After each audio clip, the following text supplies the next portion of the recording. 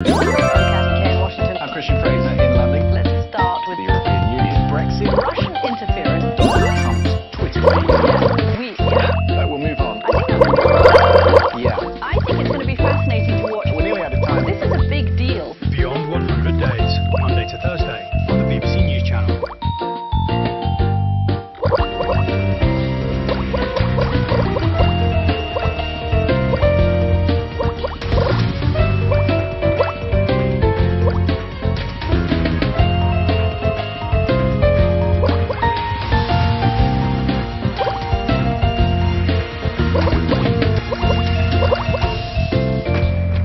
Watching BBC Newsroom Live, these are today's main stories.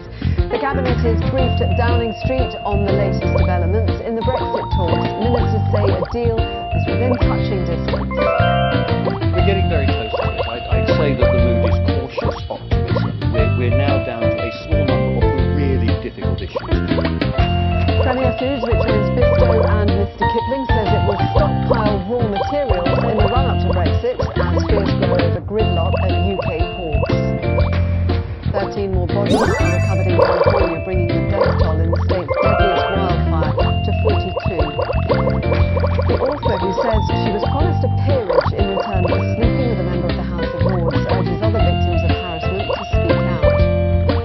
All wet wipes sold as flushable, currently on the market, failed the water industry's disintegration tests. Water companies say blockages caused by them are costing millions to fix. And the sugary shakes causing a stir. Campaigners call for ban on some milkshakes and fruit shakes, which they say contain grotesque levels of sugar and calories.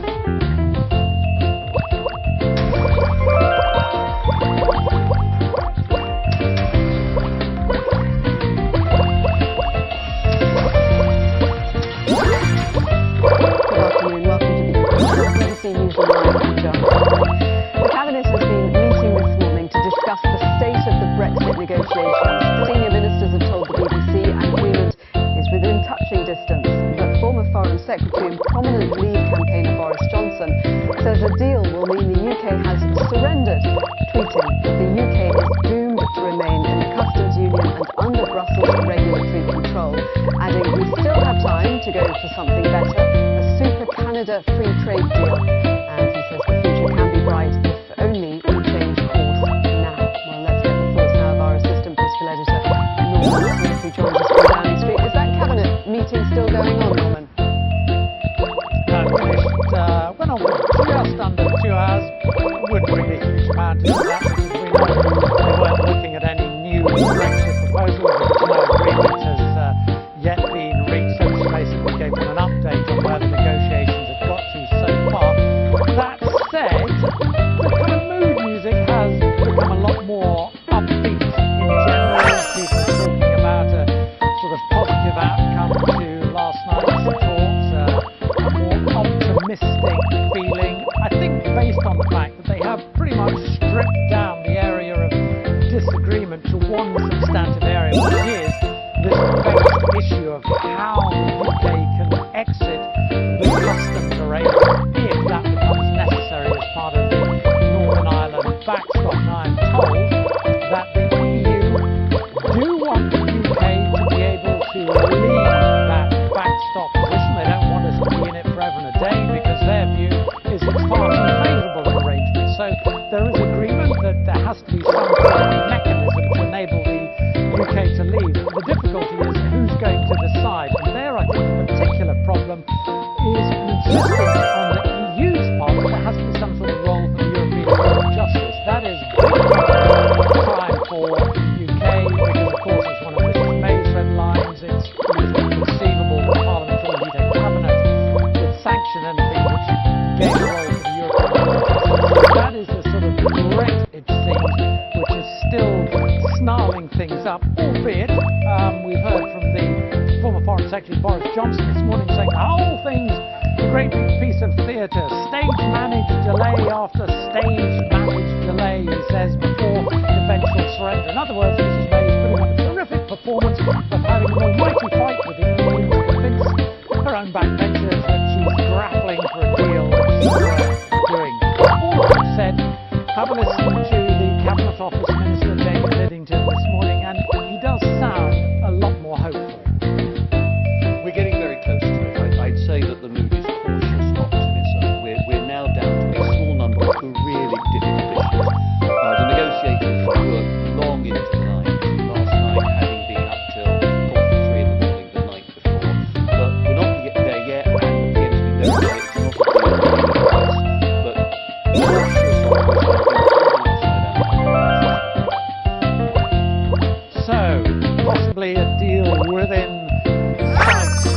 Brexit backstop. But trouble ahead in the Commons this afternoon, with Mrs May facing a potentially bruising Brexit defeat. This stems from a motion which the Labour Party have put down, which would in effect force Mrs May to release the legal advice she's been given on the so-called Brexit backstop exit deal. Now, why she might face defeat is because Tory Brexiteers have decided, you know what, we'll just sit this one out. We're going to abstain. That means the numbers tilt against the Prime Minister, opening up the possibility of a Brexit defeat in the Commons this afternoon for Mrs May, with the Shadow Attorney General Shami Chakrabarti this morning urging MPs on all sides to back the Labour motion. I think there's a realistic prospect, a good chance of this passing today because of the constitutional principle. Because I think that Leavers and Remainers, Conservatives and Labour members of the House of Commons ought to support this in principle, because it is ultimately about parliamentary sovereignty. So a defeat which politically would be awkward for Mrs May, but in the meantime we'll sit and wait and watch to see whether the negotiators can find some sort of wording that Mrs May could sell to her cabinet, and then perhaps more problematically sell to Parliament. Thank you very much, Norman. Well, if you're unsure about the various surrounding Brexit, you can go to the BBC News website and look for the Brexit Jargon Buster. It's your guide to all the key terms. You can find it at the bottom of the page on the main news story on the website today. And there is, of course, plenty of other information there online, all the very latest developments on Brexit. Now, Premier Foods has said it intends to stop raw materials in the run-up to Brexit as fears grow about gridlock at UK ports. The firm, which owns brands including Bisto, Oxo and Mr. is taking steps in the absence of certainty about the arrangements for the UK's departure from the EU. A lot of people have been looking to Premier Foods to see what they would say about Brexit, and they've said nothing today. This morning with their half-year results, they said, yes, we are going to start stockpiling raw materials. They're worried about disruptions at ports. They said it would cost them £10 million over the 3 months in which they chose to do it. They say exactly what they do. They said they were thinking about it and would probably do it. And it's all about the possible disruption to the no-deal Brexit. Premier is one of the biggest food manufacturers in the UK, so people are very alert to see what's happened. And it comes on the back of some pretty strong warnings from supermarket bosses about their fears about having to stockpile food, the lack of chilled storage, the fact that they run to essentially a 1-week timetable when it comes to chilled and disposable food, and they are quite concerned about what might happen if there is a no deal. They don't know what level of disruption there will be, but it's the uncertainty, of course, that gives them pause for thought.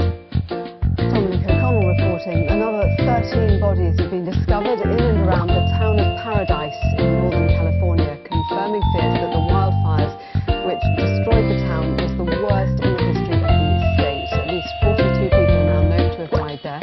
More than 220 people are missing. And 2 died in a fire in Southern California. The wildfires in California have now been declared the worst in the state's history.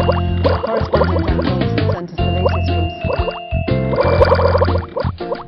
This is the latest fire teams have had to deal with an intense blaze on this hillside here, and they're just bringing in more workers now to try and stop it flaring up again, to stop it spreading, because if you just take a look down into the valley, you can see how close this fire came to the homes here, to this neighbourhood. That's why there are so many firefighters here on the ground and in the air as well, with water and powder to try and put this fire out. This embankment was completely ablaze last night, and the people who live here have been on their roofs with their garden hoses trying to protect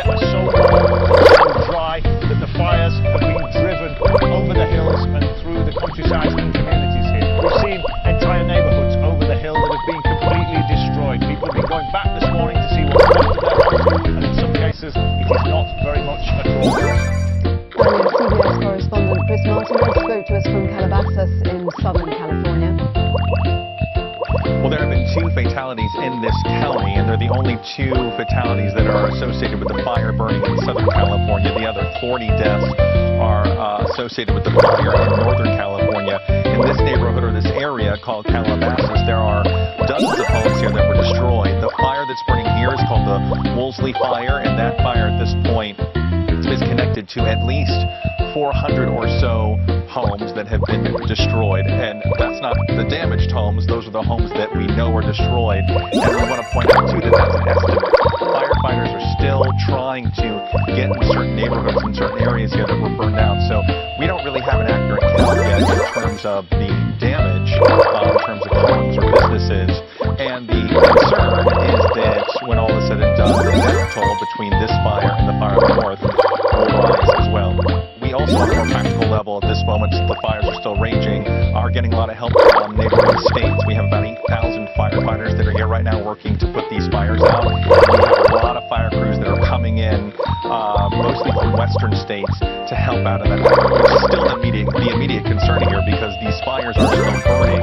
So we're not really at a point yet where, en masse, people are focusing on the recovery or the rebuilding because most people still haven't gone home yet. There are tens of thousands of people who are still evacuated. Many of them don't know yet what their neighborhoods look like because they haven't been able to get back there to see them, or there's just been no communication with that area. So the recovery efforts here, that's going to take quite some time.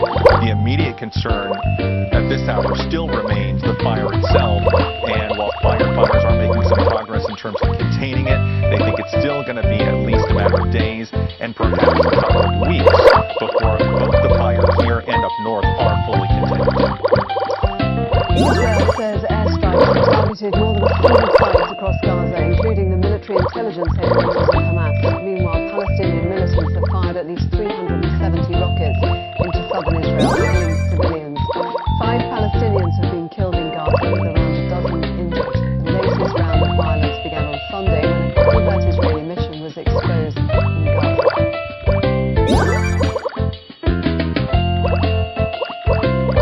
Author and campaigner has come forward as the woman allegedly offered a peerage by a member of the House of Lords in exchange for sex.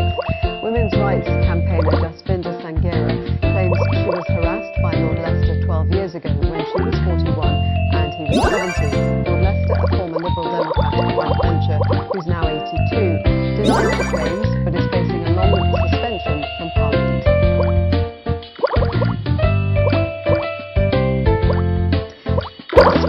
DIY chain Homebase has the worst online shopping experience according to a new opinion poll.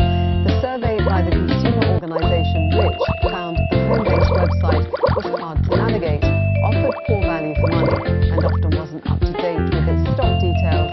The company says it's working hard to make changes. The most highly rated online experiences were with specialist retailers led by the beauty brand Lizelle and the electrical supplier Richer Sands.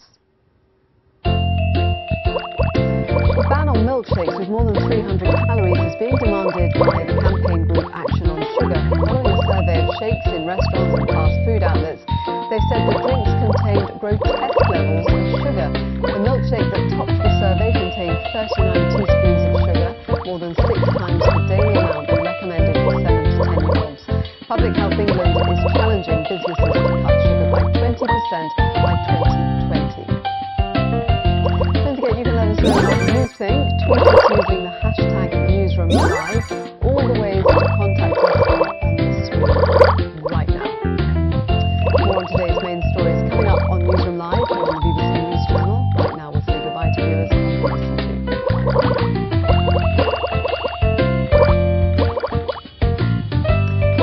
An update now on our headlines on BBC News. The Prime Minister is briefing her cabinet on the latest developments in the Brexit talks. UK and EU negotiators have expressed cautious optimism after late-night talks.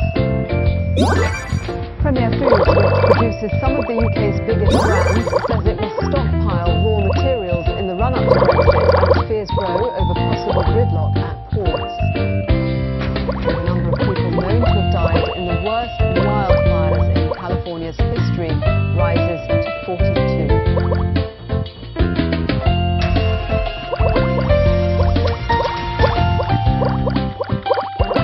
Measurement from Sports.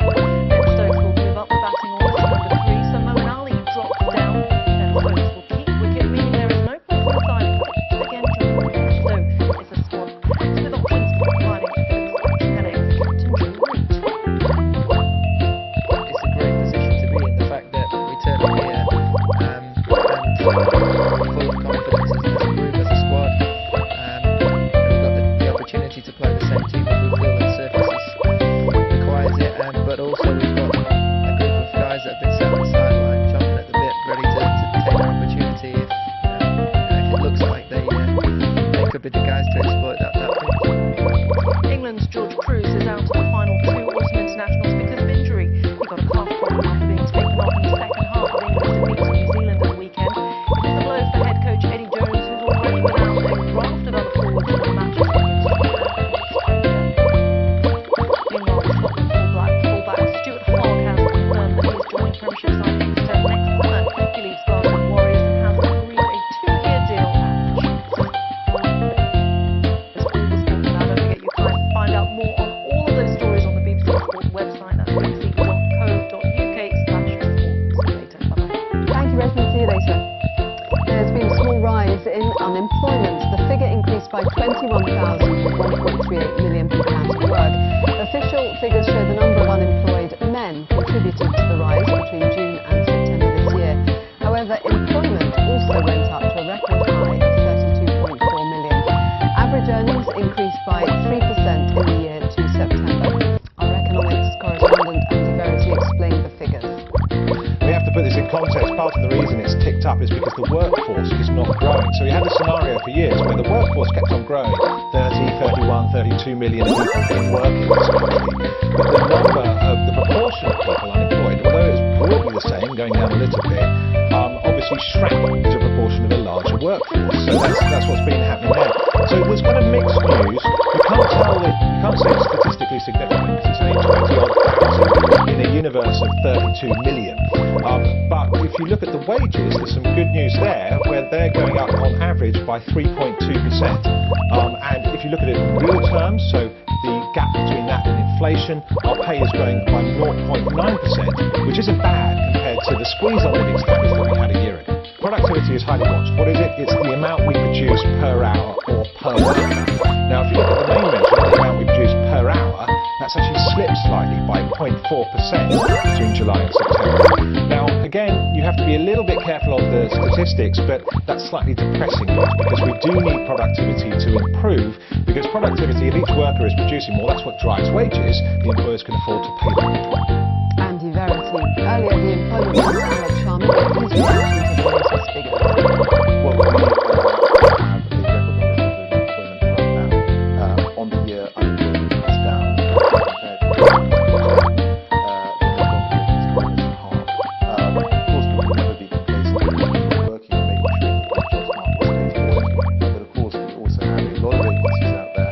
It's about making sure that we help people through the job market to get those jobs indeed to increase earnings. Let's go back to the upsurge of violence in Gaza. Israel says airstrikes have targeted more than 100 sites across the territory, including the military intelligence headquarters of Hamas. Meanwhile, Palestinian militants have fired at least 370 rockets into southern Israel, killing 5 civilians. 5 Palestinians have been killed in Gaza, with around a dozen injured. Our Middle East correspondent Joanne Tunnell is in Sderot, near the Israel-Gaza border, and she gave us this update. Well, the UN Middle East envoy here, Nikolai Mladenov, has said that this is extremely dangerous. He's calling on all sides to show restraint. Here in Sderot, people are just starting now to come back out on the streets, but still a lot of shops and businesses around me are closed. The schools are closed as well. It's been a sleepless night here. People have experienced the worst barrage of rockets and mortars coming in from Gaza since the 2014 conflict between Israel and militants there. And really what people are telling me is that things are very tense. They're looking to the Israeli government for their response. The Israeli cabinet has been meeting this morning. Now, in Gaza, the Israeli military has carried out dozens of airstrikes targeting militant sites there. Also, life is on hold in Gaza. Hearing the schools there are closed, lots of businesses shut up as well, because really it has been a very difficult 2 days since it was on Sunday that this apparently botched operation by Israeli special forces, who were a couple of miles inside Gaza, close to Khan Yunis. Well, in a shootout with Palestinian militants, which ensued after the civilian car that they were in was spotted, 7 Palestinian militants killed, 1 Israeli soldier as well. And it was after Palestinian militants yesterday that all of this escalated and the rockets and missiles started to come in from Gaza with Palestinian militant groups saying that they were exacting their revenge. And no clue as to what that covert operation was about at this stage? Well, it's very unusual to have covert operations in Gaza, even confirmed to us, but the circumstances of this one meant that they did say, the Israeli authorities, that this was going on. They say there are a lot of operations like this under the radar. They have said that the aim was not, Hamas, which runs Gaza, has claimed, a targeted assassination of a local Hamas commander who was one of those killed. But still, that has failed to calm things down. And really, this has derailed the efforts which Egypt and the United Nations have been putting in recent weeks to try to get a longer-term ceasefire between Israel and Hamas and calm things along the Israel-Gaza border after months of deadly protests there. Those talks had been appearing to bear fruit in recent days after Qatar was allowed to send a lot of money, millions of dollars, into Gaza to pay unpaid salaries of Hamas workers there, also for fuel to go to Gaza's sole power plant, and that meant that the power shortages in Gaza had been reduced to their lowest levels for several years. But now we're hearing some Israeli officials saying that those talks have been suspended with Israel and between Israel and Egypt and the UN over ceasefire negotiations for the time being. We have to see what happens in the coming hours. The new Director of Public Prosecutions has told the BBC there have been failings in serious and sensitive cases. Max Hill said the Crown Prosecution Service is committed to looking at cases where issues surrounding a failure to disclose evidence to the defence are raised. He also told Martha Carney on Today that the service needs more money. Let me give testament to my predecessor, Alison Saunders. She lived during a time when the CPS had to deliver 30% cuts to its annual operating budget. That was an extremely difficult task, but was one which I take no credit for it. Here we are now. I have 6,000 highly dedicated, highly motivated staff. Is that enough? That is the evidence of 2 weeks. We have to move our resources around according to the way that crime changes, the way that the caseload changes. But you would expect, and every government department will say this, that as we come up to the next government spending review, we will be marshalling our arguments to say how stretched we are. So you are stretched, so you would like more? What I'm saying is that we are operating efficiently and at capacity, and within any annual period, we have to move resources around the organisation to ensure that we maintain that efficiency. Some doctors in rural areas are having to apply for extra funding in order to diagnose patients with autism. The Royal College of GPs has warned. The BBC's Victoria Derbyshire programme has spoken to families with autistic children who are struggling to cope with their violent outbursts. Noel Phillips' report contains some scenes you may find upsetting. There are times like this when Jamie is like any other child his age, but he's not your typical 7-year-old. He has a rare form of autism known as PDA, or pathological demand avoidance, meaning he goes to great lengths to avoid certain things that cause him to be anxious. He could drop a bit of paper on the floor and I could say, Jamie, please can you pick that up? Rather than picking it up, because that's a demand, you could have half an hour plus meltdown. This home video recorded by Jamie's mom shows what happens when anxiety can quickly turn into violence. It's early in the morning and Jamie doesn't want to go to school. Shocking to watch, but this gives you a glimpse of why his mom is desperate for help. If my son had like a more outward diagnosis, so if he had severe autism or he had some of those traits of spinning in circles and rocking, I think we would have got help. But because it's quite a hidden disability, you're on your own. No one could see what was happening at home, and it's just chucked everything.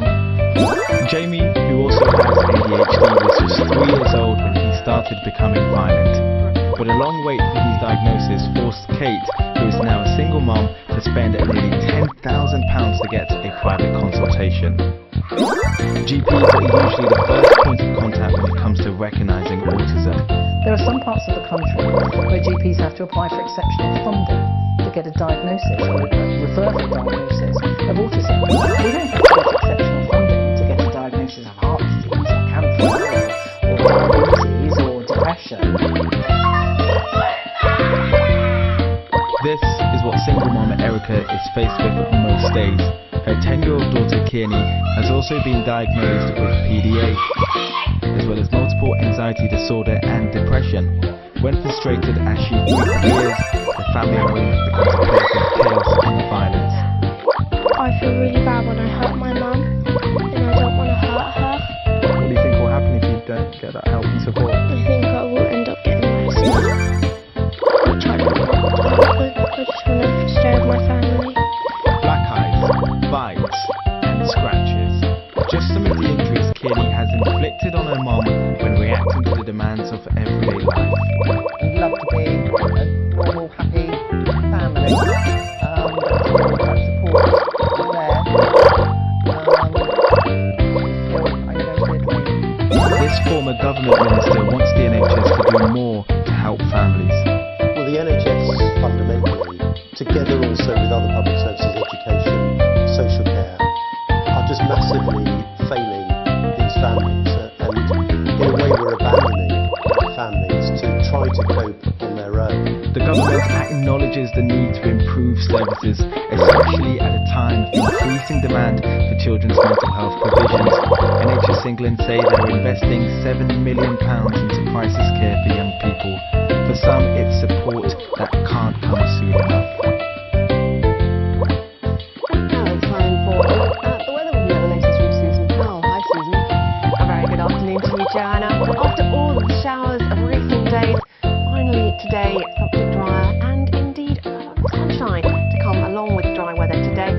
Here we are between two weather systems, and for the rest of the afternoon, most of us should enjoy some sunshine.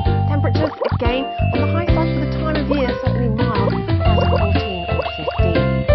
To the west though, some high clouds starting to drift in around dusk, and then we'll see some rain through the evening for Northern Ireland, spreading into Wales around midnight, running across northern England where it will be quite heavy in the small hours, and pushing into southern eastern Scotland. To the south though, a dry night in prospect, mild enough to welcome our lows at the higher end of single figures, or indeed in double figures.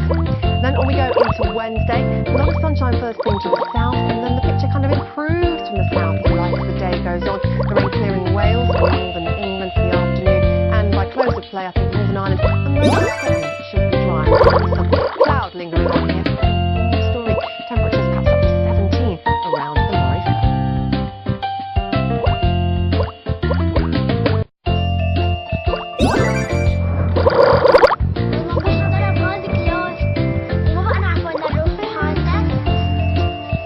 Our World is a unique series of films on the BBC, offering personal insights into global events. Our World, stories that speak for themselves. Saturday and Sunday nights at 9:30 on the BBC News Channel. For the first time in a generation, BBC Two spent 12 extraordinary months with the people looking out for Britain in these unpredictable times. Inside the Foreign Office starts Thursday at 9 on BBC Two and BBC iPlayer.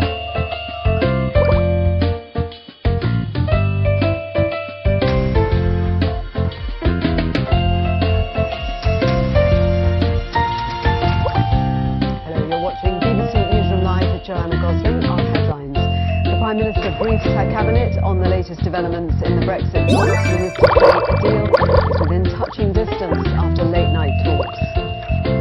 We're getting very close to it.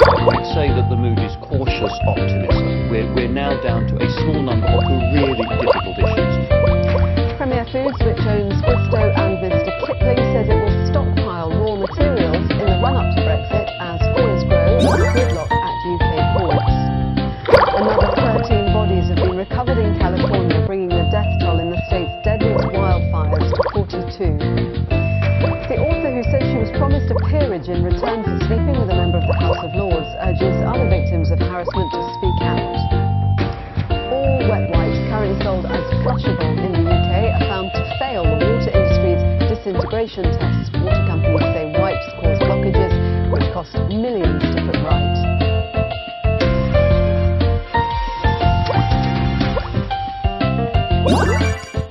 A boat carrying 17 migrants has sailed into Dover Harbour in the early hours of this morning after refusing to be towed. The alarm was first raised shortly after midnight when the boat entered the port without communicating with the port authorities. Our reporter Leanne Lawless is in Dover for us now. Tell us more, Leanne. Yes, that's right. The alarm was raised just after midnight after a boat was seen coming into the port here without communicating with the port authorities. So the Dover Harbour Board sent out their patrol vessel along with a tug to try and escort the boat back in. Also, an R&I vessel was sent out because of the very wet and windy conditions here. So we understand that that fishing boat was escorted into the port and 17 migrants were found on board.